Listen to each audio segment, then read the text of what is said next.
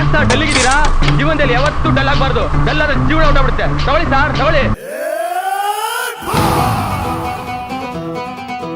Mysuru mango ಚಾನಲ್ಗೆ ಮರಳಿ ಸ್ವಾಗತಂ, ಸುಸ್ವಾಗತಂ. ನಾನು ಈ ಸೋಷಿಯಲ್ ಮೀಡಿಯಾದಿಂದ ಹೊಸಿ ಬ್ರೇಕ್ ತಕೊಂಡು ರಿಲ್ಯಾಕ್ಸೇಷನ್ ಗೆ ಮಂಗಳೂರಿಗೆ ಹೋಗ್ ಬರೋಣ ಅಂತ ಒಂದು ವಾರ ಆಫ್ಲೈನ್ ಆಗಿದ್ರೆ ಅಷ್ಟರಲ್ಲಿ ಈ ಸೋಷಿಯಲ್ ಮೀಡಿಯಾದಲ್ಲಿ ಏನೇನೋ ನಡೆದೋಗಿದೆ. ಒಂದ್ ಕಡೆ ಮಲ್ಲಿಕಾರ್ಜುನ್ ಮುತ್ಯ ಪೋಕ್ಸೋ ಕೇಸು, ಇನ್ನೊಂದ್ ಕಡೆ ಆಶ್ ಮೇಲೋ ಕಿಡ್ನಾಪ್ ಕೇಸು, ಮತ್ತೊಂದ್ ಕಡೆ ಯಮುಕ್ ಕುಡುಮುಕು 1/4 ಲೀಟರ್ ಬಾಟ್ಲಲ್ಲಿ ಪೆಟ್ರೋಲ್ ಕುಡ್ದು ಕಾಲ್ ಎತ್ಕೊಂಡ್ಬಿಟ್ಟವನೆ. ನಿನ್ಗೋಸ್ಕರ ಯಾರೇನೇ ಅನ್ಲಿ ಪೆಟ್ರೋಲ್ ಕುಡಿತಾ ಇದ್ದೀನಣ್ಣ, ಮೂವಿ ಹಿಟ್ ಆಗ್ಬೇಕಣ್ಣ. ಲೇ ಪೆಂಗ್ ಮುಂಡೆ, ನೀನು ಪೆಟ್ರೋಲ್ ಕುಡಿದ್ರೆ ಮೂವಿ ಹೆಂಗಲ್ಲ ಹಿಟ್ ಆಯ್ತದೆ? ಏನ್ ಬಗಳ್ತಾ ಇದೀಯೋ ಶನಿ ಮುಂಡೆ? ಮೂವಿ ಹಿಟ್ ಆಗ್ಬೇಕಣ್ಣ. ಹಿಟ್ ಅಂತೆ ಹಿಟ್ಟು ಹೊಡ್ದು ನಿನ್ನ ಜಿರ್ಲೆ ತರ ಸೋಷಿಯಲ್ ಮೀಡಿಯಾದಿಂದಾನೇ ವಾಶ್ ಔಟ್ ಮಾಡ್ಬಿಡ್ಬೇಕು. ಪೆಟ್ರೋಲ್ ಕುಡಿಯೋ ಬದಲು ಒಂದು ಬಾಟ್ಲು ಗಂಜಲನಾದ್ರೂ ಕುಡಿ. ಮೂವಿ ಹಿಟ್ ಆಗಿಲ್ಲ ಅಂದ್ರೂ ಪರವಾಗಿಲ್ಲ, ಅಟ್ಲೀಸ್ಟ್ ನಿಂಗೆ ಹಿಡ್ದಿರೋ ರೀಲ್ಸ್ ಬೂತ ಬಿಟ್ಟೋಯ್ತದೆ. ಹೇಳ್ತಾ ಇದೀನಿ ಕೇಳ್ರಿ, ಅಮ್ಮಲ್ಲ ಸಲ್ಗಾ ಸೂರ್ಯಣ್ಣ ಕಷ್ಟಪಟ್ಟು ಮಾಡಿರೋ ಸೂರ್ಯಣ್ಣನ್ ಮೂವಿ ಯಾರು ಏನೇನ ಹೇಳ್ತಾರೆ.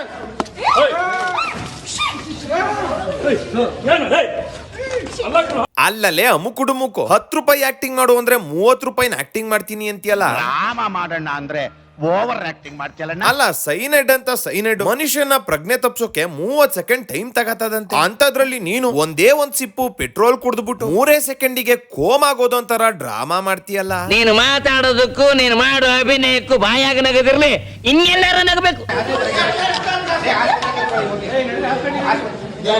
ಇವಂದು ಈ ಪೆಟ್ರೋಲ್ ವಿಡಿಯೋ ಫಸ್ಟ್ ಟೈಮ್ ನೋಡ್ದಾಗ್ಲೇ ಗೊತ್ತಾಯ್ತು. ಈ ಬಿಲ್ ಬಿತ್ರಿ ನನ್ ಮಗ ಯಾವ್ದೋ ಜ್ಯೂಸ್ ತುಂಬಿಸ್ಕೊಂಬಂದು ನ್ಯೂಸ್ ಮಾಡೋ ಸ್ಕೀಮ್ ಹಾಕೊಂಡವನೇ ಅಂತ. ಬಿಟ್ರೆ ಐಸಿಯು ಅಡ್ಮಿಟ್ ಆಗಿದ್ದೀನಿ ಅಂತ ನಾಟಕನ 4 ದಿನ ಮುಂದುವರ್ಸಿರೋನೇನೋ. ಪೊಲೀಸರು ಖಾರ ಪುಡಿಯರ್ದು ಲಾಠಿ ರೆಡಿ ಮಾಡ್ಕೋತಿದ್ದಾರೆ ಅಂತ ಗೊತ್ತಾದ ತಕ್ಷಣ ಓಮಾನು ಬೇಡ ಮಾಮನು ಬೇಡ ಅಂತ ಎದ್ದು ನಂಗೇನು ಆಗೇ ಇಲ್ಲ, ಬಿಂದು ಜೀರಾ ಜೊತೆ ಜೇನುತುಪ್ಪ ಕುಡ್ದಿದ್ದು ಪ್ರಾಂಕ್ ಅಂತವನೇ. ಸೊ ಇದು ಯಾವ್ದೇ ಪೆಟ್ರೋಲ್ ಇಲ್ಲ, ಇದು ಜೇನುತುಪ್ಪ ಬಿಂದು ಜೀರಾ ನೀರ್ ಬಾಟ್ಲಲ್ಲಿ ಮಿಕ್ಸ್ ಮಾಡ್ಕೊಂಡು ಮಾಡಿದ್ದು.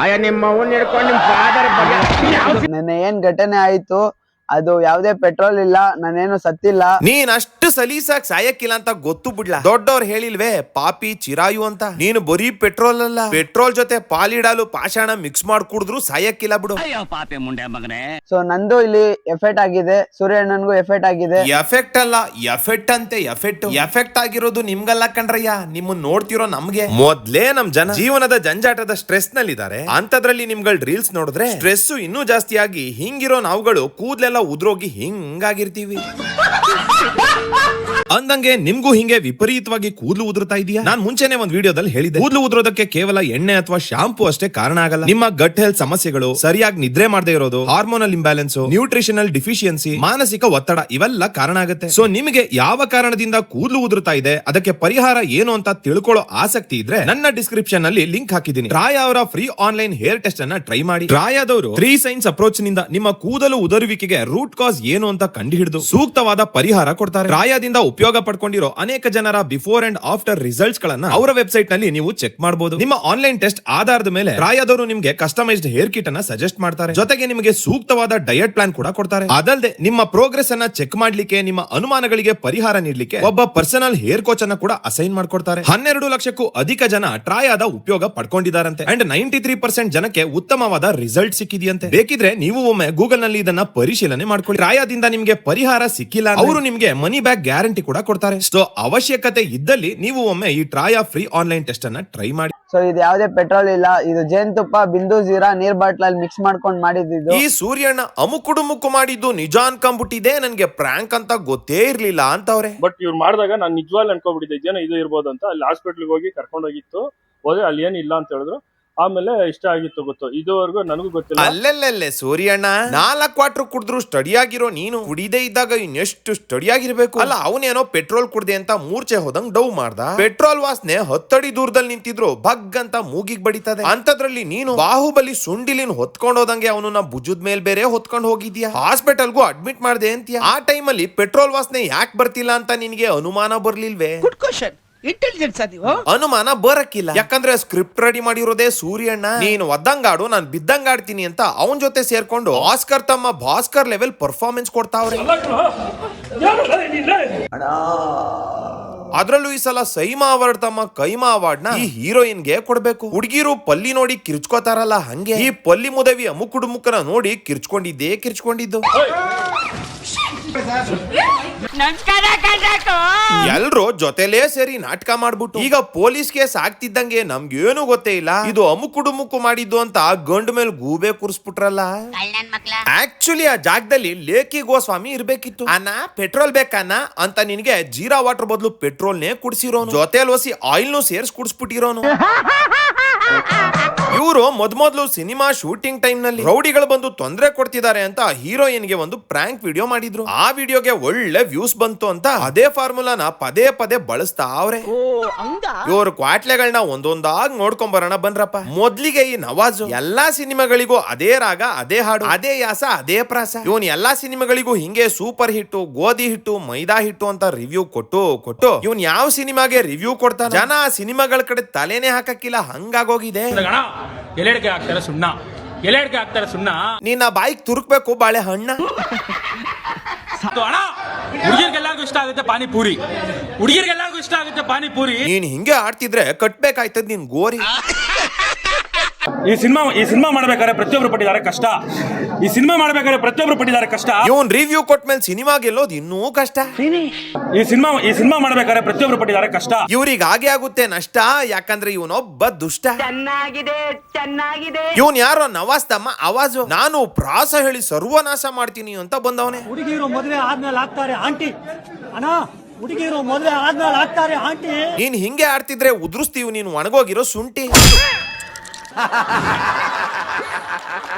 ಹುಡುಗಿರು ಮದುವೆ ಆದ್ಮೇಲೆ ಆಗ್ತಾರೆ ಆಂಟಿ. ಈ ಸಿನಿಮಾ ನೋಡಿದೆ ನನ್ಗೆ ಅರ್ಜೆಂಟ್ ಬೇಕು ಅಂತ ಅರ್ಧ 90. ಸಿನಿಮಾ ನೋಡಿ ಅರ್ಜೆಂಟ್ ಆಗಿ 90 ಹೊಡಿಯಂಗ್ ಆಗದೆ ಅಂತ ಅವನೇ ಅಂದ್ರೆ ಸಿನಿಮಾ ಅಷ್ಟು ಕೆಡ್ದಾಗದೆ, ನೋಡಿ ತಲೆನೋವಾಗದೆ ಅಂತ ಅರ್ಥ ತಾನೇ. ಗಾರೆ ಕೆಲಸ ಮಾಡಕ್ ಬೇಕು ಸಿಮೆಂಟು. ಅಣ್ಣ ಗಾರೆ ಕೆಲಸ ಮಾಡಕ್ ಬೇಕು ಸಿಮೆಂಟು. ನಿಜ ಹೇಳು, ಎಷ್ಟು ಕೊಟ್ಟವ್ರ ನಿಂಗ್ ಪೇಮೆಂಟ್? ಸಿನಿಮಾ ನೋಡಿದವ್ರೆಲ್ಲ ಹಾಕಿ ಅಣ್ಣನಿಗೆ ಕಮೆಂಟು. ಜನ ಹಾಕ್ತಾರೋ ಇಲ್ವೋ ಗೊತ್ತಿಲ್ಲ ಕಮೆಂಟು. ನೀನ್ ಜನರ ಕೈಗೆ ಸಿಕ್ಕಾಕೊಂಡ್ರೆ ಪಕ್ಕ ಹಾಕ್ತಾರ ಧರ್ಮದೇಟು.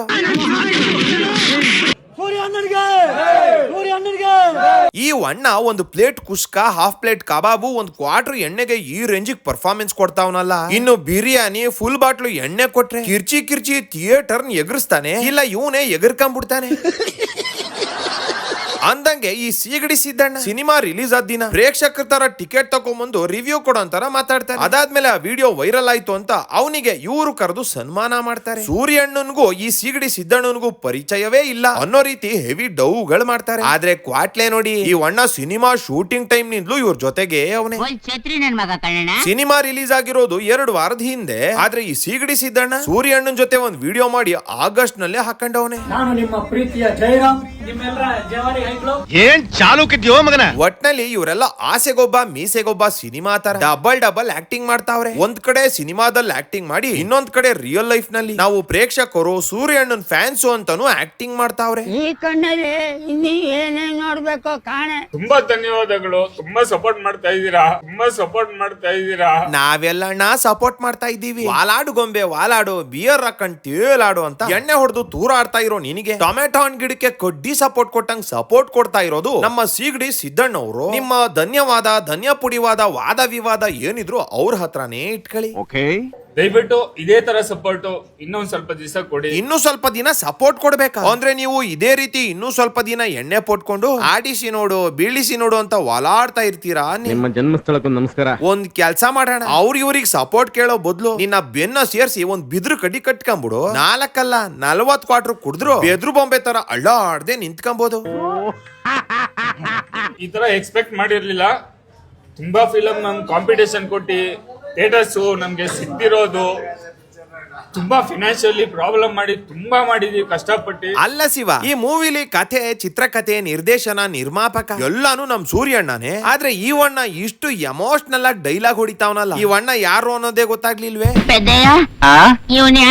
ತುಂಬಾ ಫಿನಾನ್ಷಿಯಲಿ ಪ್ರಾಬ್ಲಮ್ ಮಾಡಿ ತುಂಬಾ ಮಾಡಿದೀವಿ ಕಷ್ಟಪಟ್ಟು. ಅದು ಈ ರೇಂಜಿಗೆ ಕಿಡ್ನಿ, ಲಿವರ್, ಗುರ್ದಾ ಟಚಿಂಗ್ ಪರ್ಫಾರ್ಮೆನ್ಸ್ ಬೇರೆ ಕೊಡ್ತಾವನೆ. ಈ ಅಣ್ಣಂಗೂ ಸಿನಿಮಾಗೂ ಏನ್ ಕನೆಕ್ಷನ್ ಅನ್ನೋದೇ ಗೊತ್ತಾಗ್ತಾ ಇಲ್ಲ. ಏನಿದು ಏನೋ ಗೊತ್ತಾಗ್ತಿಲ್ಲಪ್ಪ. ಒಂದೇ ಒಂದು ವಿಷಯ ಹೇಳ್ತೀನಿ, ಮೂವಿಲಿ ಸೂರ್ಯಣ್ಣ ಅಂತೂ ಯಾವುದೇ ಎದೆ ತೋರ್ಸ್ಕೊಂಡ್ ಮಾಡಿರೋ ಮೂವಿ ಮಾಡಿಲ್ಲ, ತೊಡೆ ತಟ್ಕೊಂಡ್ ಮಾಡಿರೋ ಅಂತ ಮೂವಿ ಮಾಡಿರೋದು. ಯಾವುದೇ ಎದೆ ತೋರ್ಸ್ಕೊಂಡ್ ಮಾಡಿರೋ ಮೂವಿ ಮಾಡಿಲ್ಲ, ತೊಡೆ ತಟ್ಕೊಂಡ್ ಮಾಡಿರೋ ಅಂತ ಮೂವಿ ಮಾಡಿರೋದು. ಅಣ್ಣ, ಸೂರ್ಯಣ್ಣ ಸಿನಿಮಾ ಪೋಸ್ಟರ್ ನಲ್ಲೂ ಎದೆ ತೋರಿಸಿದ್ದಾರೆ, ಸಿನಿಮಾದಲ್ಲೂ ಎದೆ ತೋರಿಸಿದ್ದಾರೆ, ಸಿನಿಮಾ ಪ್ರಮೋಷನ್ ಟೈಮ್ ನಲ್ಲೂ ಎದೆ ತೋರಿಸಿದ್ದಾರೆ. ಆದ್ರೂ ನೀನು ಬಂದು ಎದೆ ಎದೆ ಅಂತ ಡೈಲಾಗ್ ಹೊಡಿತಾ ಇದೆಯಲ್ಲ, ನಿನಗೆ ಪೊದೇಲ್ ಹಾಕಿ ಗದೆಲ್ ಒದೆ ಕೊಡ್ಬೇಕು. ಬಿಟ್ಟೆ ಅಂದ್ರೆ ಗಿರ್ಚ್ಕೊಂಡ್ಬಿಡ್ಬೇಕು ಅವೇಗ್ ನನ್ ಮಗನ್ ತಗೊಂಬಂದು. ಸರಿನಾ? ಇವಾಗ ಮೂವಿಲಿ ಏನು ಗೊತ್ತಾಯ್ತು ಅಂದ್ರೆ ಕೊಲೆ ಮೇಲೆ ಕೊಲೆ, ಕೊಲೆ ಮೇಲೆ ಕೊಲೆ, ಕೊಲೆ ಮೇಲೆ ಕೊಲೆ, ಕೊಲೆ ಮೇಲೆ ಕೊಲೆ. ಈ ನನ್ನ ಮಕ್ಕಳು ಒಂದೊಂದಲ್ಲ ಅಣ್ಣ. ಸೂರ್ಯಣ್ಣ ಭಾರಿ ಮೂವಿ ಮಾಡಿದ್ರಿ ಅಣ್ಣ, ಅದಕ್ಕೆ ಎದೆ ತೋರ್ಸ್ಕೊಂಡ್ ಮಾಡಿರೋ ಮೂವಿ ಮಾಡಿಲ್ಲ, ನೀವು ತೊಡೆ ತಟ್ಕೊಂಡ್ ಮಾಡಿರೋ ಮೂವಿ ಮಾಡಿದ್ರ. ಇವನ್ ಹೇಳೋದ್ ನೋಡಿದ್ರೆ ಸೂರ್ಯಣ್ಣ ಇಡೀ ಸಿನಿಮಾ ತೊಡೆ ತಟ್ಕೊಂಡೇ ನಿಂತಿದ್ರ ಅಂತ. ಅಷ್ಟೊಂದ್ ತೊಡೆ ತಟ್ಕೊಂಡ್ರೆ ತೊಡೆಲ್ ರಕ್ತ ಎಪ್ಗಟ್ಟಕ್ಕಿಲ್ವೇ? ಆಮೇಲೆ ಬೇರೆ ರೀತಿ ಸಮಸ್ಯೆ ಆಗಕ್ಕಿಲ್ವೇ? ಅರ್ಥ ಆಯ್ತು ಅನ್ಸುತ್ತೆ. ನೀವು ತೊಡೆ ತಟ್ಕೊಂಡ್ ಮಾಡಿರೋ ಮೂವಿ ಮಾಡಿದ್ರ. ಸೂರ್ಯಣ್ಣ ತೊಡೆ ತಟ್ಕೊಳ್ಳೋ ಬದಲು ಇವನ್ ತಲೆಗ್ 4 ತಟ್ಬಿಡೋಣ.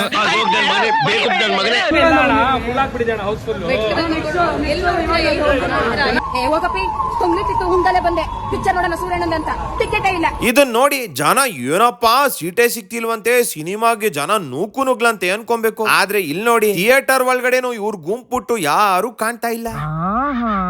ಒಂದ್ಸಲ ಥಿಯೇಟರ್ ಸಿಕ್ತಿಲ್ಲ ಅಂತ ಗಲಾಟೆ, ಇನ್ನೊಂದ್ಸಲ ಥಿಯೇಟರ್ ನಲ್ಲಿ ಸೀಟ್ ಸಿಗ್ತಾ ಇಲ್ಲ ಅಂತ ಗಲಾಟೆ, ಆಟೋದೋನಿಗ್ ದುಡ್ಡು ಕೊಟ್ಟಿಲ್ಲ ಅಂತ ಒಂದ್ ಗಲಾಟೆ, ಹೊಂಟಿಂದು ದುಡ್ಡು ಕೊಟ್ಟಿಲ್ಲ ಅಂತ ಇನ್ನೊಂದ್ ಗಲಾಟೆ. ಇದಾದ್ಮೇಲೆ ರೋಡಲ್ಲಿ ಉಳ್ಳಾಡೋದೇನು, ನೀರ್ ಕುಡಿತಾ ಅಳ್ಳಾಡೋದೇನು, ಈ ಸೂರ್ಯಣ್ಣ ಮಾಡದೇ ಇರೋ ಗಿಮಿಕೇ ಇಲ್ಲ. ನಮಗೆಲ್ಲ ಗೊತ್ತಾಗೋಯ್ತು.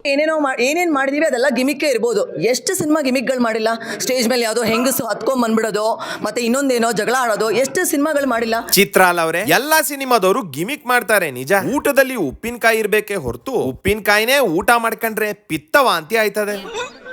ವಡೆಲ್ ತೂತಿಡ್ಬೇಕೆ ಹೊರತು ತೂತಲ್ಲೇ ವಡೆ ಇಡ್ತೀನಿ ಅಂತ ಹೋದ್ರೆ ನಮ್ಮ ಜನ ವಡೆ ಪಾಯಸ ಮಾಡಿ ತಿಥಿ ಮಾಡ್ಬಿಡ್ತಾರೆ.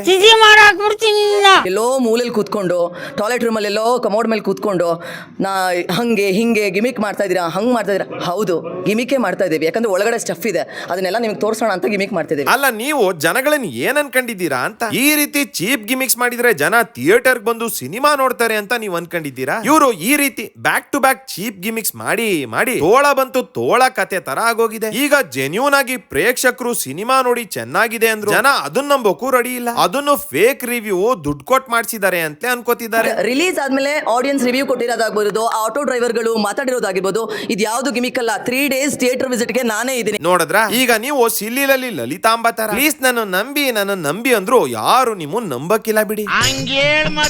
ಗಿಮಿಕ್ ಮಾಡಿದಾರೆ ಅಂತ ಹೇಳ್ತಿದ್ರಲ್ಲ, ಗಿಮಿಕ್ ಏನಕ್ಕಪ್ಪ ಸ್ಟಾರ್ಟ್ ಆಗಿರೋದು? ನಿಮ್ಗಳಿಗೆಲ್ಲ ಗಿಮಿಕ್ ತಾನೇ ಇಷ್ಟ, ಗಿಮಿಕ್ ನೇ ರೀಚ್ ಮಾಡಿಸೋದು ನೀವು ಜಾಸ್ತಿ. ಜನಕ್ಕೆ ಗಿಮಿಕ್ ಇಷ್ಟ ಅಂತ ಇಷ್ಟೆಲ್ಲ ಗಿಮಿಕ್ ಮಾಡೋದ್ರಂತೆ. ಆಕ್ಚುಲಿ ನೀವು ಸಿನಿಮಾ ಪ್ರಮೋಷನ್ಗೆ ಚೀಪ್ ಗಿಮಿಕ್ ಮಾಡೋ ಬದಲು ಚೀಪ್ ಗಿಮಿಕ್ ಮಾಡೋದ್ನೇ ಒಂದ್ ಸಿನಿಮಾ ಮಾಡಿದಿದ್ರೆ ಸೂಪರ್ ಹಿಟ್ ಆಗಿರೋದು. ಅಂದಂಗೆ ನಂಗೊಂದ್ ಡೌಟ್, ಆಗ್ಲೇ ನೀವ್ ಅದೇನೋ ಹೇಳಿದ್ರಲ್ಲ, ಟಾಯ್ಲೆಟ್ ರೂಮಲ್ಲಿ ಎಲ್ಲೋ ಕಮೋಡ್ ಮೇಲೆ ಕೂತ್ಕೊಂಡು ಜನ ಟಾಯ್ಲೆಟ್ ಅಲ್ಲಿ ಕಮೋಡ್ ಮೇಲೆ ಕೂತ್ಕೊಂಡೇ ನಿಮ್ಗೆ ಕಮೆಂಟ್ಸ್ ಹಾಕ್ತಾರೆ ಅಂತ ನಿಮ್ಗೆ ಹೆಂಗ್ ಗೊತ್ತು? ನೀವೇನ್ ಅವ್ರ ಬಾತ್ರೂಮ್ ಅಲ್ಲಿ ಬಗ್ ನೋಡಕ್ ಹೋಗಿದ್ರೆ? ಇಷ್ಟು ಜನ ರೀಲ್ಸ್, ಇಷ್ಟು ಜನ ಸೋಷಿಯಲ್ ಮೀಡಿಯಾ ಯೂಸ್ ಮಾಡ್ತೀರಾ, ಇದ್ರಲ್ಲಿ ರಿಯಲ್ ಯಾವ್ದು ರೀಲ್ಸ್ ಯಾವ್ದು ಅಂತ ತಿಳ್ಕೊಳ್ಳೋ ಕೆಪಾಸಿಟಿ ಇರಲ್ಲ, ಕಮೆಂಟ್ ಹಾಕ್ತೀರಾ. ಮುದ್ದೆನ ಮನುಷ್ಯರ ತರ ತಿನ್ಬೇಕಾ, ಆನೆ ತರ ತಿನ್ಬೇಕಾ, ಇಲ್ಲ ದಯ್ಯ ತರ ತಿನ್ಬೇಕಾ ಅನ್ನೋ ವ್ಯತ್ಯಾಸ ಗೊತ್ತಿಲ್ಲದೆ ಇರೋ ಇವಕ್ಕ ಜನಕ್ಕೆ ರಿಯಲ್ಲು ರೀಲ್ಸ್ಗೆ ವ್ಯತ್ಯಾಸ ಗೊತ್ತಿಲ್ಲ ಅನ್ನೋ ಬಗ್ಗೆ ಪಾಠ ಮಾಡ್ತಾವ್ರೆ. ಜನಕ್ಕೆ ಈ ರೀತಿ ರಿಯಲ್ಗೂ ರೀಲ್ಸ್ಗೂ ವ್ಯತ್ಯಾಸ ಗೊತ್ತಾಗ್ದಂಗ್ ಮಾಡಿರೋದು ನೀವುಗಳೇ ಲೂಸಿಯಾ ಸಿನಿಮಾ ಹೀರೋ ತರ. ನೀ ರೀಲ್ಸ್ ಒಳಗೋ ರೀಲ್ಸ್ ನಿನ್ನೊಳಗೋ ಅಂದಂಗೆ ರಿಯಲ್ ನ ರೀಲ್ಸ್ ಅಲ್ಲಿ ಮಾಡ್ತಾ ರೀಲ್ಸ್ ಅಲ್ಲಿ ರಿಯಲ್ ಆಗಿರೋಕ್ ಹೋಗಿ ಫ್ಯೂಸ್ ಕಳ್ಕೊಂಡು ಕನ್ಫ್ಯೂಸ್ ಆಗೋಗಿದ್ದೀರಾ. ಈ ಟಾಪಿಕ್ ಬಿಟ್ಬಿಡ್ಲ ಸರ್, ಯಾಕೋ ನನಗೆ ಬಹಳ ಕನ್ಫ್ಯೂಸ್ ಆಗ್ತಾ ಇದೆ ಸರ್. ಸೊ ನೀವೇ ಕನ್ಫ್ಯೂಸ್ ಆಗಿದ್ಮೇಲೆ ನಿಮ್ಮ ನೋಡೋ ಜನ ಕನ್ಫ್ಯೂಸ್ ಆಗದೆ ಇರ್ತಾರ? ಇತ್ತೀಚೆಗೆ ಸಿನಿಮಾದವರೆಲ್ಲ ಈ ಕ್ರಿಂಜ್ ನನ್ನ ಮಕ್ಕಳನ್ನ ಕರ್ಸಿ ಫೇಕ್ ರಿವ್ಯೂ ಮಾಡಿಸೋದನ್ನ ಒಂದು ಚಾಳಿ ಮಾಡ್ಕೊಂಡ್ಬಿಟ್ಟಿದ್ದಾರೆ. ಕಮೆಂಟ್ಸ್ ಅಲ್ಲೇ ಜನ ಈ ನನ್ನ ಮಕ್ಕಳು ರಿವ್ಯೂ ಕೊಟ್ರು ಅಂದ್ರೆ ಸಿನಿಮಾ ಡಬ್ಬಾ ತರ ಇರುತ್ತೆ, ಇವ್ರುಗಳ ರಿವ್ಯೂ ಮಾಡಿದ್ರೆ ನಾವು ಸಿನಿಮಾನ ನೋಡೋದೇ ಇಲ್ಲ ಅಂತೆಲ್ಲ ಹಾಕಿರ್ತಾರೆ. ಸಾಲದಕ್ಕೆ ಇವ್ರುಗಳು ದುಡ್ಡು ಇಸ್ಕೊಂಡೆ ಈ ಪ್ರಮೋಷನ್ ಮಾಡೋದು ಅಂತ ಎಲ್ರಿಗೂ ಗೊತ್ತಿದೆ. ಹಿಂಗಿರುವಾಗ ಇವರಿಂದ ಸಿನಿಮಾಗೆ ನೆಗೆಟಿವ್ ಆಗಿ ಇಂಪ್ಯಾಕ್ಟ್ ಆಗುತ್ತೆ ಅನ್ನೋ ವಿಚಾರ ಈ ಸಿನಿಮಾ ತಂಡಗಳಿಗೆ ಅರ್ಥ ಆಗ್ತಿಲ್ವಾ ಅಂತ. ನೀವು ಉದಾರ ಆಗಲ್ಲ ಬಿಡಿ.